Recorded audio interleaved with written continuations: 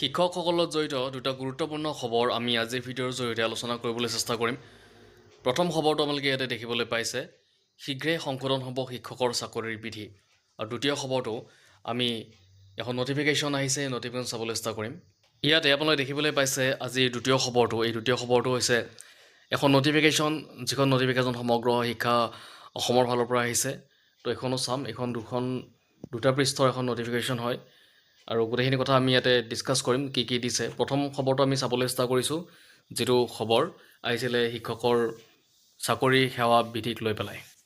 ইয়াতে আপোনালোকে দেখিবলৈ পাইছে, শীঘ্ৰেই সংশোধন হ'ব শিক্ষকৰ চাকৰিৰ বিধি। অতি শীঘ্ৰেই সংশোধন কৰা হ'ব শিক্ষকৰ চাকৰি সেৱা বিধি। ইতিমধ্যে এই শিক্ষকৰ চাকৰি সেৱা বিধি সংশোধনীৰ বাবে কেবিনেট বৈঠকত আলোচনা কৰা হৈছিল, কিন্তু শিক্ষক সংগঠনসমূহৰ লগতো এই বিষয়ে আলোচনা কৰা হৈছে। শীঘ্ৰে এই নতুন সেৱা বিধি প্ৰৱৰ্তন কৰা হ'ব। এই নতুন সংশোধিত সেৱা বিধি অনুসৰি চৰাঞ্চল বা দুৰ্গম এলেকাত কৰ্মৰত শিক্ষকসকলে যাতে বদলিলৈ যাব নোৱাৰে তাৰ বাবে ব্যৱস্থা কৰা হ'ব। বৃহস্পতিবাৰে সদনৰ মজিয়াত এই গুৰুত্বপূৰ্ণ ঘোষণা কৰে শিক্ষা বিভাগৰ মন্ত্ৰী ডক্টৰ অনুজ পেগুৱে। বিধায়ক ৱাজেব আলী চৌধুৰীয়ে উত্থাপন কৰা এক পৰিপূৰক প্ৰশ্নৰ উত্তৰ দি মন্ত্ৰী পেগুৱে কয় যে দুৰ্গম বা চৰ এলেকাত নিযুক্তি পোৱা শিক্ষকে তাত কাম কৰিব নিবিচাৰে, সেয়ে বদলি বিচাৰি থাকে। একেদৰে বদলি হোৱাত খালী হোৱা পদত পিছত নিযুক্তি দিবলৈ সমস্যা হৈ পৰে।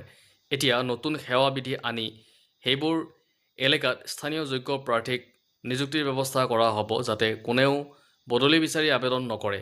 মুঠতে দুৰ্গম এলেকাৰ বিদ্যালয়ত আমি বিশেষ শিক্ষক নিযুক্তিৰ ব্যৱস্থা কৰা হ'ব, কিন্তু সেই এলেকাত যোগ্য শিক্ষক থাকিব লাগিব। তেওঁলোক যোগ্য হোৱাৰ পিছতহে নিযুক্তি প্ৰদান কৰা হ'ব। ইয়াৰ বাবে স্থানীয় লোক ওলাই আহিলেহে এই সমস্যা সমাধান হ'ব। ইফালে খালী পদ পূৰ্ণ সন্দৰ্ভত মন্ত্ৰী ডক্টৰ অনুজ পেগুৱে কয় যে বৰ্তমান শিক্ষা সেতু এপ হোৱাত আমি বৰ্তমানৰ তথ্য নহয়, অহা 5 বছৰত কিমান শিক্ষক পদ খালী হ'ব সেয়াও অৱগত হৈছোঁ। কিন্তু আগতে চৰকাৰে খালী পদৰ বিপৰীতে নিযুক্তি দিছিল, কিন্তু এতিয়া আমি অহা 5 বা 6 মাহ পিছত খালী হ'ব লগা পদৰ বাবে বিজ্ঞাপন দি নিযুক্তিৰ ব্যৱস্থা কৰা হ'ব। প্ৰাথমিক শিক্ষা সঞ্চালকালয় অসমৰ অধীনত খালী পদসমূহ পূৰণৰ বাবে ইতিমধ্যে নিম্ন উচ্চ প্ৰাথমিক বিদ্যালয়ৰ 5,550টা খালী পদৰ বিজ্ঞাপন প্ৰকাশিত কৰা হৈছিল আৰু নিযুক্তিৰ প্ৰক্ৰিয়া সম্পন্ন হৈছে। তদুপৰি প্ৰাথমিক শিক্ষা সঞ্চালকালয়ৰ অসমৰ অধীনত 4,500টা খালী পদৰ বিজ্ঞাপন প্ৰকাশিত হৈছে আৰু নিযুক্তিৰ প্ৰক্ৰিয়া চলি আছে। আৰু বৰ্তমানে এই নিযুক্তিৰ প্ৰক্ৰিয়াৰ অধীনত নথিপত্ৰ পৰীক্ষণৰ কাম চলি আছে। এই নিযুক্তি প্ৰক্ৰিয়া সম্পন্ন হ'লে পৰ্যাপ্ত শিক্ষক নোহোৱা বিদ্যালয়সমূহত শিক্ষক নিয়োগ কৰি শিক্ষক অভাৱ দূৰ কৰিব পৰা যাব। আনহাতে ইয়াৰ পিছতো ৰৈ যোৱা খালী পদৰ বিপৰীতে অতি কম দিনৰ ভিতৰত বিজ্ঞাপন দি নিযুক্তিৰ ব্যৱস্থা কৰা হ'ব বুলিও সদনত ঘোষণা কৰে মন্ত্ৰী ডক্টৰ অনুজ পেগুৱে। তো দেখিলে আপোনালোকে চাকৰি সেৱা বিধিৰ লগত জড়িত, চাকৰি বিধিৰ লগত জড়িত, শিক্ষকৰ চাকৰি বিধিৰ লগত জড়িত এটা ডাঙৰ খবৰ আহিছে। আমি এতিয়া দ্বিতীয় খবৰটোলৈ যাম। সেই খবৰটো এখন নটিফিকেশ্যন আমি ইতিমধ্যে দেখুৱাইছিলোঁ, সেই নটিফিকেশ্যনৰ সম্পূৰ্ণ কথাখিনি আমি চাবলৈ চেষ্টা কৰিম। খবৰটোত 28 ফেব্ৰুৱাৰী তাৰিখৰ ভিতৰত কোনো ধৰণৰ ফেইল নোহোৱাকৈ ৰিপৰ্ট ছাবমিট কৰিবলৈ কোৱা হৈছে। 18/2/2026 তাৰিখত এই নটিফিকেশ্যনখন আহিছিলে। খুবেই গুৰুত্বপূৰ্ণ হয়, প্ৰতিজন শিক্ষকৰ কাৰণে দৰকাৰী হয়। ইয়াতে office of the mission director সমগ্ৰ শিক্ষা অসমৰ ফালৰ পৰা এই খবৰটো আহিছে, মিছন ডিৰেক্টৰৰ ফালৰ পৰা।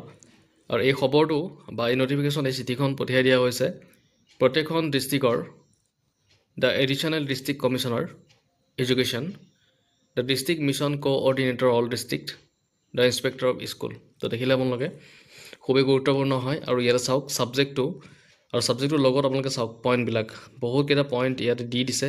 তো গোটেইখিনি পইণ্ট আমি চাবলৈ চেষ্টা কৰিম ইয়াতে।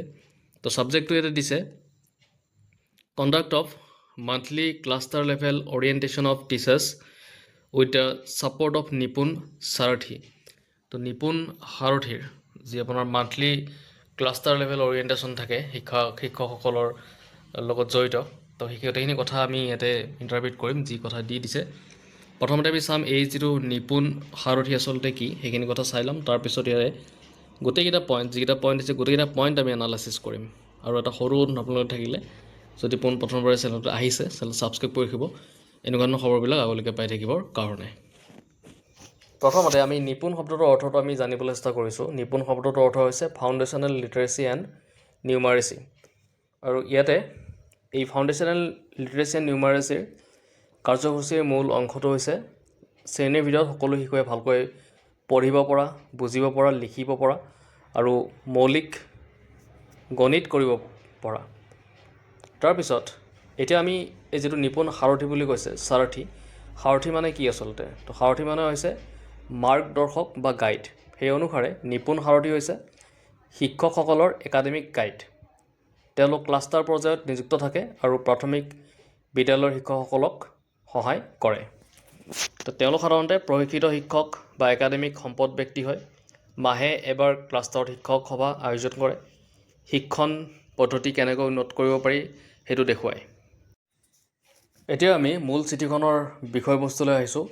ইয়াতে বিষয় লিখিছে নিপুণ সাৰথিৰ সহায়ত মাহিলী ক্লাষ্টাৰ স্তৰৰ শিক্ষক অভিমুখীকৰণ কাৰ্যসূচী সম্পৰ্কে।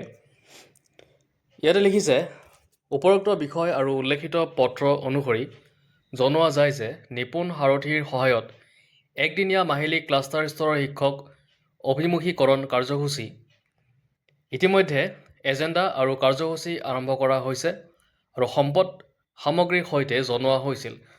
এই কাৰ্যালয়ৰ পৰা বিস্তৃত নিৰ্দেশনা সময় সীমাসহ প্ৰেৰণ কৰা হৈছে। কাৰ্যসূচী পৰিচালনাৰ বাবে ধনো মুকলি কৰা হৈছে। তথাপিও তলত দিয়া পৰ্যবেক্ষণসমূহ লক্ষ্য কৰা হৈছে। ইয়াতে দিছে ১ নম্বৰত কিছুমান ব্লকে বিগত ২ মাহ ধৰি নিপুণ সাৰথি ক্লাষ্টাৰ স্তৰৰ অভিমুখীকৰণ কাৰ্যসূচী আৰম্ভ কৰা নাই যদিও জিলাসমূহ ব্লকসমূহলৈ ধন মুকলি কৰা হৈছে। ই জিলা পৰ্যায়ৰ বিষয়া আৰু ক্লাষ্টাৰ ব্লক পৰ্যায়ত দুৰ্বল আৰু অসন্তোষজনক নিৰীক্ষণ প্ৰদৰ্শন কৰে। নম্বৰ ২ত দিছে কিছুমান জিলা ব্লকত শিক্ষণ সামগ্ৰী আৰু নিৰ্দেশনা নিপুণ সাৰথিসকলৰ সৈতে অংশীদাৰী কৰা হোৱা নাই। নম্বৰ ৩ত দিছে কিছুমান ব্লকত ২-৩টা ক্লাষ্টাৰ একেলগে কৰি শিক্ষক অভিমুখীকৰণ অনুষ্ঠিত কৰা হৈছে। এই ক্লাষ্টাৰ স্তৰৰ অভিমুখীকৰণ কাৰ্যসূচীৰ মূল উদ্দেশ্য ব্যাহত কৰে, য'ত শিক্ষকসকলক বিশদ প্ৰায়োগিক আৰু স্থানীয় সমৰ্থন আগবঢ়োৱাৰ লক্ষ্য থাকে। বৃহৎ সমাৱেশে কাৰ্যসূচীৰ প্ৰকৃত লক্ষ্য আৰু উদ্দেশ্য ক্ষীণ কৰে আৰু শিক্ষকসকলৰ বাস্তৱ অনুশীলনৰ সময়ো হ্ৰাস কৰে। উপৰোক্ত পৰ্যবেক্ষণ আৰু উক্ত কাৰ্যসূচীৰ গুৰুত্ব বিবেচনা কৰি তলত দিয়া ব্যৱস্থাসমূহ তৎক্ষণাত গ্ৰহণ কৰিবলৈ অনুৰোধ জনোৱা হৈছে। নম্বৰ ১ত দিছে প্ৰতিটো ৩ ঘণ্টীয়া মাহিলী অভিমুখীকৰণ কাৰ্যসূচীত প্ৰস্তাৱিত এজেণ্ডা অনুসৰণ কৰিব আৰু অধিৱেশন 40% তত্ত্ব আৰু প্ৰদৰ্শন আৰু 60% অংশগ্ৰহণকাৰী শিক্ষকসকলৰ অনুশীলন হিচাপে অনুষ্ঠিত কৰিব। নম্বৰ ২ত দিছে সকলো সহায়ক সম্পদ সামগ্ৰী নিপুণ সাৰথি আৰু অংশগ্ৰহণকাৰী শিক্ষকসকলৰ সৈতে ভাগ বতৰা কৰিব। নম্বৰ ৩ত দিছে কাৰ্যসূচী প্ৰতিটো ব্লকৰ প্ৰতিটো ক্লাষ্টাৰত অনুষ্ঠিত কৰিব লাগিব। ২-৩টা ক্লাষ্টাৰ একেলগ কৰি অনুষ্ঠিত কৰা নহ'ব। নিপুণ সাৰথি অভিমুখীকৰণসমূহ অধিক শক্তিশালী কৰাৰ বাবে গ্ৰহণ কৰা মুখ্য পদক্ষেপসমূহসহ জিলাভিত্তিক কাৰ্যগ্ৰহণ প্ৰতিবেদন ২৮ ফেব্ৰুৱাৰী ২০২৬ তাৰিখৰ ভিতৰত অৱশ্যেই অধ্যক্ষকাৰীৰ কাৰ্যালয়লৈ দাখিল কৰিব লাগিব।